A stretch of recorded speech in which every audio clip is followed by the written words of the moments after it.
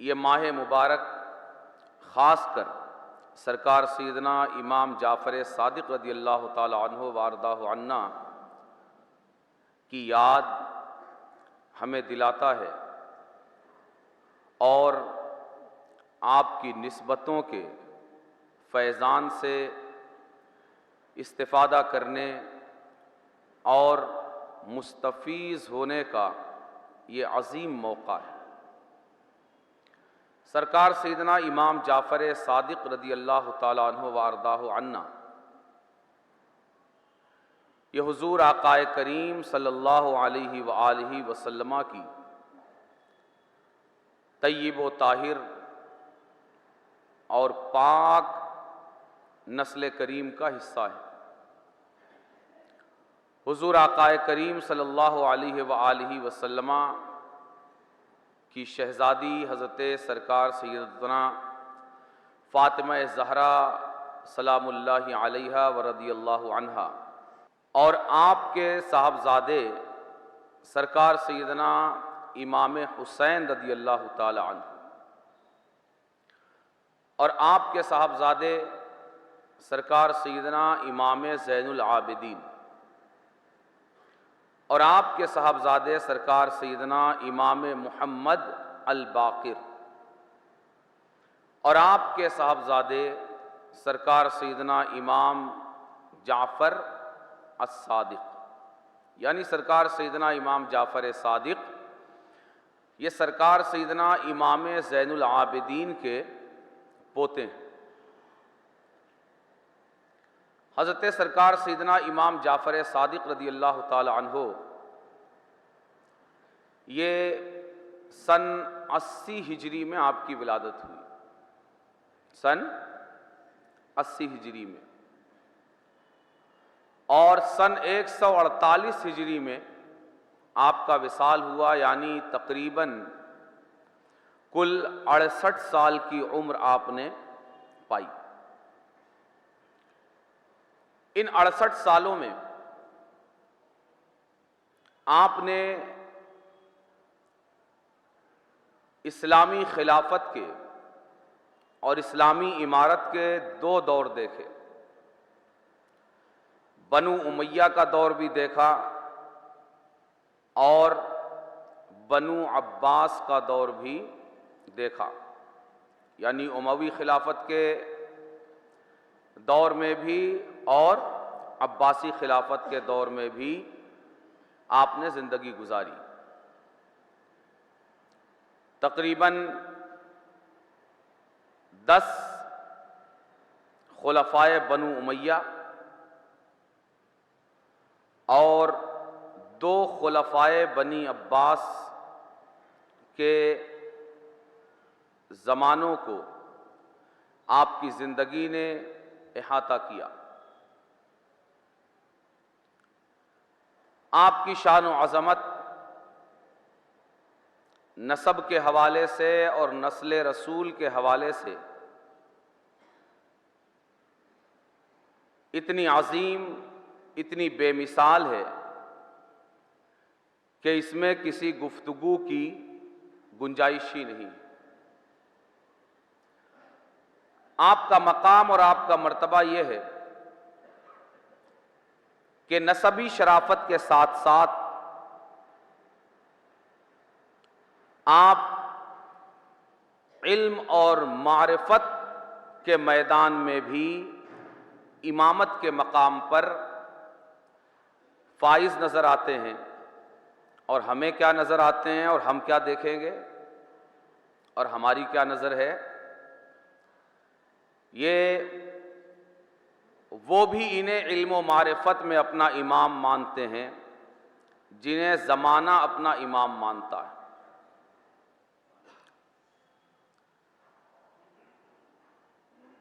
فقہ کے میدان میں وہ عظیم شخصیت جسے پورے عالم اسلام نے بیک زبان امام اعظم تسلیم کیا، سرکار سیدنا امام اعظم ابو حنیفہ نعمان بن ثابت رضی اللہ تعالی عنہ وارضاہ عنا کہ دنیائے اسلام میں بیشتر علاقوں میں بیشتر مسلمان فقہ کے میدان میں جن کی تقلید کرتے ہیں، انہوں نے بھی سرکار سیدنا امام جعفر صادق رضی اللہ تعالی عنہ وارضاہ عنا کو اپنا امام تسلیم کیا ہے۔ بلکہ اگر ہماری تقلید کے نسب سے، ہماری تقلید کا جو نسب ہے، اگر اس نسب سے سرکار سیدنا امام جعفر صادق کا نام نکال دیا جائے تو ہماری تقلید کا نسب کبھی بھی ثابت نہیں ہو سکتا۔ اس لیے کہ سرکار سیدنا امام اعظم ابو حنیفہ رضی اللہ تعالی عنہ اپنا علمی نسب، اس کی بنیاد جو مانتے ہیں وہ سرکار سیدنا امام جعفر صادق کو مانتے ہیں۔ سرکار سیدنا امام اعظم اپنے علمی نسب کی بنیاد امام جعفر صادق کو مانتے ہیں، تو اگر فقہ کی دنیا میں امام جعفر صادق کی کڑی کو اس چین سے نکال دیا جائے تو ہماری تقلید کا نسب کبھی بھی ثابت نہیں ہو سکتا۔ آج جو حالات ہیں کہ ملا اس بات کو بھی اپنی کسر شان سمجھتا ہے کہ اس کے والد کسی سید سے تعویذ لکھوا کر اس کے گلے میں ڈال دے، طوفان بدتمیزی بپا کر دیا جاتا ہے۔ موجودہ حالات میں لوگوں کی شانیں اتنی بلند ہو گئی ہیں اور نہ جانے انہوں نے کس غیر اسلامی بنیادوں پر اپنی شان کے یہ قلعے کھڑے کیے ہیں کہ اگر والد کسی سید سے تعویذ لکھوا کر گلے میں ڈال دے اور کوئی ملا اسٹیج پر اس بات کو بیان کر دے تو جناب کی کسر شان ہو جاتی ہے۔ مگر جو وقت کا امام ہے، اور امام نہیں بلکہ امام اعظم ہے، جس کی تقلید پر آج عالم اسلام یہ ناز کرتا ہے اور حنفی ہونے کو یہ بڑا عظیم شرف سمجھتا ہے، اس کا کہنا یہ ہے کہ میری پوری زندگی کے گلے میں، میری پوری زندگی کے گلے میں اگر امام جعفر صادق کی غلامی کے 2 سال کا تعویذ نہ ہوتا تو ابو حنیفہ ہلاک ہو جاتا۔ فرماتے ہیں کہ ابو حنیفہ کو جس چیز نے علمی زندگی دی ہے، علمی مقام دیا ہے، علمی مرتبہ دیا ہے، علم کے میدان میں، فقاہت کے میدان میں عظیم شان عطا فرمائی ہے، وہ ان 2 سالوں نے عطا فرمائی ہے جو 2 سال ابو حنیفہ نے جعفر صادق کی غلامی میں گزارے۔ فرمایا لولا السنتان لہلک النعمان، اگر ابو حنیفہ نعمان بن ثابت کی زندگی میں امام جعفر صادق کی غلامی کے 2 سال نہ ہوتے اور اس کی زندگی کے گلے میں امام جعفر صادق کی غلامی کے یہ 2 سالوں کا تعویذ اگر نہیں ہوتا تو ابو حنیفہ ہلاک ہو جاتا، برباد ہو جاتا۔ مگر ان نسبتوں کی برکتوں کو کوئی علم والا ہی سمجھ سکتا ہے، جاہل نہیں۔ کوئی امام ہی سمجھ سکتا ہے، پاکھنڈی نہیں۔ جب کرسیوں کی بنیاد جہالت پر رکھی جاتی ہے، جب منصبوں کی بنیاد جہالت پر رکھی جاتی ہے، تو وہ بنیادیں اتنی ہی کمزور ہوتی ہیں اور انہیں اتنی کمزور ہونی ہی چاہیے کہ اگر باپ کسی سید سے تعویذ لے کر گلے میں ڈال دے تو شان گھٹ جاتی ہے، کرسی کے پائے ہل جاتے ہیں، مگر جب کسی کی عظمتوں کی بنیاد علم پر ہوتی ہے، معرفت پر ہوتی ہے، سچی عظمتوں پر ہوتی ہے، تو پھر وہ آل رسول کی غلامی پر فخر کیا کرتا ہے، بلکہ وہ کہتا ہے میں جو کچھ ہوں ان کی تعویذ سے شان نہیں گھٹتی، بلکہ جو کچھ ہوں ان کے تعویذ ہی کی وجہ سے ہوں۔ اسی لیے پڑھنا لکھنا ضروری ہے، پڑھنا لکھنا ضروری ہے۔ ہمارے دین نے یوں ہی یہ تعلیم ہمیں نہیں دی کہ ماں کی گود سے لے کر قبر کے گڑھے تک علم حاصل کرو۔ اسی لیے جب بھی جہالت کرسیوں پر بیٹھے گی، جب بھی جہالت دینی منصب اور دینی اقتدار پر قبضہ کرے گی، جہالت عام ہوگی اور جہالت کا بول بالا ہوگا، مگر حسینی خون میں تاثیر ہی عجیب ہے، حسینی خون کا رنگ ہی الگ ہے، حسینی خون کا مزاج ہی الگ ہے۔ سرکار سیدنا امام جعفر صادق رضی اللہ تعالی عنہ وارضاہ عنا، سرکار سیدنا امام حسین نے حق کی وہ عظیم لکیر جو کربلا کے میدان میں کھینچی، اور کربلا کے میدان سے جس تاریخ کا آغاز کیا کہ وقت کا کوئی یزید ہوتا رہے، کوئی فرعون ہوتا رہے، کوئی شداد اور نمرود ہوتا رہے،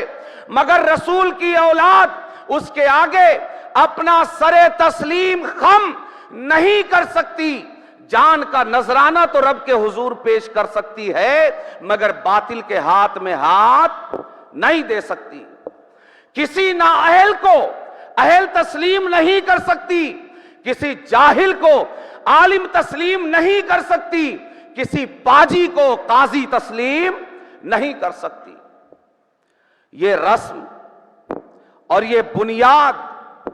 جو امام حسین نے کربلا میں ڈالی، وہ بنیاد، وہ خون جہاں جہاں پہنچا اپنی یہ تاثیر لے کر آگے بڑھتا رہا۔ سرکار سیدنا امام جعفر صادق نے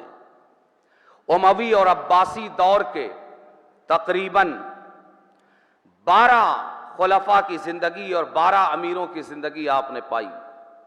مگر وہی حسینی خون کی تاثیر اور حسینی خون کی رنگت کہ کبھی کرسی اور اقتدار کے آگے اپنی گردن تسلیم نہیں کی۔ اور عجیب بات ہے، رسول کے خون کی عجیب تاثیر ہے کہ نہ ان کے پاس کرسی ہے، نہ ان کے پاس اقتدار ہے، نہ ان کے پاس خلافت کا منصب ہے، نہ ان کے پاس امارت کا منصب ہے، مگر اس کے باوجود وقت کا ہر خلیفہ، وقت کا ہر امیر ان کی فقیری سے ڈرتا رہا، ان کی غربتوں سے ڈرتا رہا۔ کیوں؟ اس لیے کہ اس کو پتا ہے ظلم کی بنیاد پر، جہالت کی بنیاد پر، دین فروش ملاؤں کے فتووں کی بنیاد پر اقتدار کی کرسی تو حاصل کی جا سکتی ہے، مگر اس امت کے دل کی کرسی پر راج نہیں کیا جا سکتا۔ زمانے نے دیکھا کہ حکومت کی کرسی پر کوئی اور راج کر رہا تھا، امارت کی کرسی پر کوئی اور بیٹھا ہوا تھا، وقت کے اقتدار پر اور منصب پر کوئی اور براجمان تھا، مگر اس امت کے دل کی کرسی پر جو راج کر رہا تھا وہ کوئی اور نہیں بلکہ سرکار سیدنا امام جعفر صادق رضی اللہ تعالیٰ عنہ کی ذات کریم تھی۔ مگر اپنی فقیریوں کے باوجود کبھی آپ نے بادشاہت کے آگے سر نہیں جھکایا، اور جھکاتے کیوں؟ ان کے رب نے ان کے نانا جان کے صدقے انہیں وہ بادشاہت عطا فرمائی ہے جو 4 روزہ دنیا کی بادشاہت نہیں ہے۔ بڑا مشہور واقعہ ہے کہ آپ نے اپنی زندگی میں جس آخری عباسی خلیفہ کا دور دیکھا، ابو جعفر المنصور، اس نے جب آپ کو بری نیت سے اپنے دربار میں بلایا اور اپنے درباریوں سے کہا کہ میں جیسے ہی اپنی ٹوپی یا اپنا عمامہ یا اپنا تاج یہ سر سے اتاروں گا تو یہ اشارہ ہوگا کہ جلاد جعفر صادق کا کام تمام کر دے۔ امام جعفر صادق اس کے دربار میں آئے اور جلاد اس کی ٹوپی اور اس کے عمامے کے اترنے کا انتظار ہی کرتا رہا۔ امام جعفر صادق آئے اور حال یہ ہوا کہ خلیفہ ابو جعفر المنصور اپنے تخت سے اترا اور اپنی جگہ پر امام جعفر صادق کو بٹھایا اور بڑی عزت کے ساتھ پیش آیا اور بڑی عزت کے ساتھ رخصت کر دیا، اور امام جعفر صادق پوری عافیت اور سلامتی کے ساتھ اپنے گھر کو واپس ہو گئے۔ جب آپ واپس ہوئے تو درباریوں نے سوال کیا کہ آپ کے پلان کا کیا ہوا؟ آپ نے جو پلان بنایا تھا اس پلان کا کیا ہوا؟ تو کہا کہ جب جعفر بن محمد الصادق یعنی امام جعفر صادق جب میرے دربار میں آئے تو ساتھ میں نے دیکھا کہ ایک بڑا اژدہا بھی ہے جو اتنا بڑا منہ کھولے ہوئے ہے کہ اگر وہ چاہتا تو میرے تخت سمیت مجھ کو نگل لیتا۔ تو میں نے دیکھا کہ وہ منہ کھولے ہوئے امام جعفر صادق کے ساتھ میرے دربار میں داخل ہوا اور مجھ سے کہہ رہا ہے کہ اگر تم نے انہیں تکلیف پہنچائی تو تمہیں تمہارے تخت سمیت نگل لوں گا۔ تو انہیں اللہ تبارک و تعالی نے یہ سلطنت، یہ مقام اور یہ مرتبہ عطا فرمایا ہے۔ آج پوری دنیا میں فقہ کا جو نصب ہے، جتنے بھی فقہ کے مسالک ہیں، مسلک امام اعظم ابو حنیفہ، مسلک امام مالک، مسلک امام شافعی، مسلک امام احمد ابن حنبل، ان چاروں مسالک میں فقہ کے سوتے، معرفت کے سوتے اور علم کے سوتے سرکار سیدنا امام جعفر صادق کی بارگاہ سے پھوٹتے ہیں۔ سرکار سیدنا امام اعظم ابو حنیفہ نے باضابطہ بلا واسطہ ڈائریکٹلی سرکار سیدنا امام جعفر صادق کی شاگردی اختیار کی، اور آپ فرماتے ہیں ما رأیت افقہ من جعفر الصادق، کہ میں نے امام جعفر صادق سے بڑا فقیہ، کون بول رہا ہے؟ جسے دنیا فقہ کا سب سے بڑا امام مانتی، امام اعظم ابو حنیفہ رضی اللہ تعالی عنہ وارضہ عنا، یہ فرما رہے ہیں کہ میں نے امام جعفر صادق سے بڑا فقیہ دیکھا ہی نہیں اپنی زندگی میں۔ اسی طرح آپ فرماتے ہیں کہ میری پوری زندگی پر احسان ہے۔ امام جعفر کا احسان کتنا ہوگا آپ اس کا اندازہ لگائیے۔ آپ کہتے ہیں احسان ہے اس وقت کا، ادب دیکھیے امام اعظم کا، بارگاہ امام جعفر صادق میں ادب۔ آپ یہ نہیں کہہ رہے کہ احسان ہے جعفر صادق کا، نہیں، فرماتے ہیں احسان ہے اس وقت کا جو وقت میں نے امام جعفر صادق کی بارگاہ میں علم حاصل کرتے ہوئے گزارا۔ اور اس شان سے بیان کرتے ہیں، تعبیر اور اسلوب بیان یہ ہے، اسے اور بھی طرح سے بیان کیا جا سکتا تھا کہ بھائی میں نے 2 سال میں بڑا علم ان سے حاصل کیا، بڑا فائدہ اٹھایا، بڑا استفادہ کیا، بڑا فیض حاصل کیا، مگر جو بڑے ہوتے ہیں ان کی شان بھی بڑی ہوتی ہے، وہ بڑوں کی شان کا اعتراف کرنے میں کسر شان نہیں سمجھتے۔ وہ کتنے بھی بڑے ہو جائیں مگر انہیں معلوم ہے کہ رسول کی آل کی جو شان ہے ہماری شان اس کا مقابلہ نہیں کر سکتی۔ فسڈوں کی شان یہ رسول کی آل کے آگے جھکنے سے بھربھرا کر تہس نہس ہو جایا کرتی ہے، مگر جو واقعی شان والے ہیں ان کی شان رسول کی آل کی بارگاہ میں جھکنے سے اور بلند ہو جایا کرتی ہے۔ تعبیر کے لیے جو الفاظ امام اعظم ابو حنیفہ نے چنے، خدا کی قسم وہ سونے کے پانی سے لکھنے کے قابل ہے۔ فرماتے ہیں لولا السنتان لہلک النعمان، کہ ابو حنیفہ نے بہت کچھ حاصل کیا، بہت سارے آستانوں سے حاصل کیا،